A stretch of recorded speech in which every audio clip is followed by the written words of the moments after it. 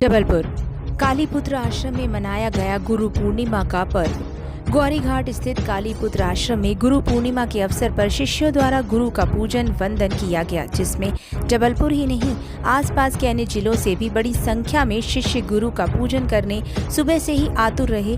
गुरु पूर्णिमा के अवसर पर कालीपुत्र आश्रम में आए हुए सभी भक्त व शिष्यों के लिए भोजन प्रसादी का प्रबंध किया गया। शिष्यों द्वारा गुरु का पूजन कर उन्हें भेंट व उपहार दिए गए। वहीं गुरु ने शिष्यों को शुभकामनाएं देते हुए उनके उज्जवल भविष्य की कामना की। जबलपुर ब्यूरो चीफ अनूप चतुर्वेदी की रिपोर्ट। आज गुरु पूर्णिमा का पर्व है और गुरु पूर्णिमा जो पर्व है, जो ब्राह्मण श्रेष्ठ है इस भूमि में, मृत्यु लोक में, और ब्राह्मण ही गुरु की, ब्राह्मण गुरु शरीर हो, उससे दीक्षा लेना चाहिए।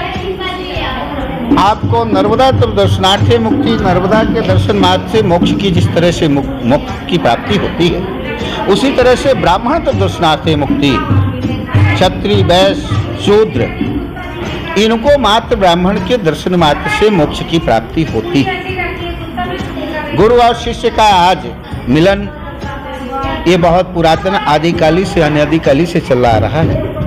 मैं आज एक गुरु धर्म की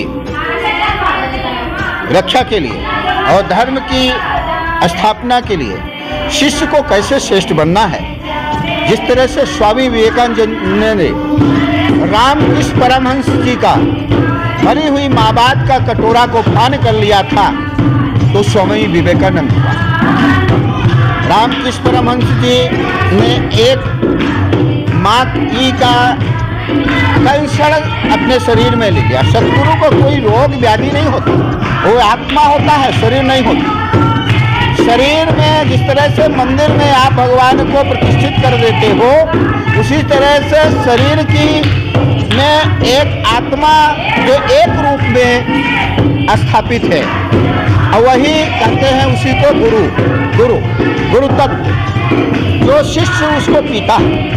तो रामकृष्ण परमहंस जब वो उस माँ का कैंसर आया रामकृष्ण परमहंस का, और सारे शिष्यों ने दूर डॉक्टर को बुला करके उस कष्ट को उस दवाई करवाते थे।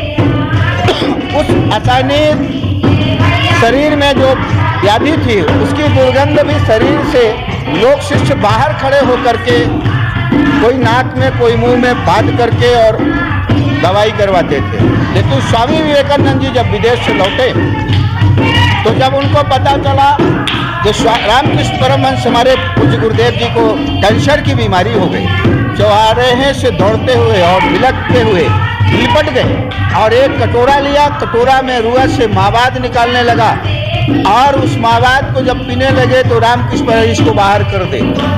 स्वामी विवेकानंद ने कहा, जिसके बाहर की कृपा से आप स्वामी विवेकानंद और अंदर की अमृत को आप बोल रहे हैं बाहर कर दे, ऐसे ही स्वामी विवेकानंद होते हैं। तो आज मैं देश के इस भूमि में, विश्व में, पूरे विश्व को संदेश इस चैनल के माध्यम से देना चाहता हूं कि ये चैनल वहां तक आवाज पहुंचाए कि स्वामी विवेकानंद पैदा हो, शिष्य स्वामी विवेकानंद एक हुए, और जो भी गुरु के पास जाता है वो स्वामी विवेकानंद बन के जाए।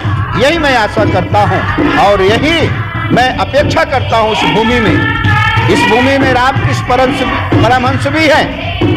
अगर शिष्य स्वामी विवेकानंद जैसे भाव वाला आएगा तो रामकृष्ण परमहंस जिस तरह से राम ने वेश देख करके रावण को साधु मान करके अपनी पत्नी का हरण करवा लिया, अगर उस भाव से हम आएंगे तो हम स्वामी विवेकानंद बन के जाएंगे। इन्हीं शब्दों के साथ गुरु पूर्णिमा के पर्व पर पूरे विश्व में, पूरे भूमि में सभी को मैं बहुत बहुत शुभकामना, बहुत बहुत आशीर्वाद और बहुत बहुत ये संदेश के माध्यम से अपेक्षाएं। आप इस शब्द को ग्रहण करिए और आत्म तत्व को, अपनी उन्नति को, अपनी श्रेष्ठता को, अपनी प्राप्तता को, अपनी धर्म को आप जाने समझे, उसको पिए।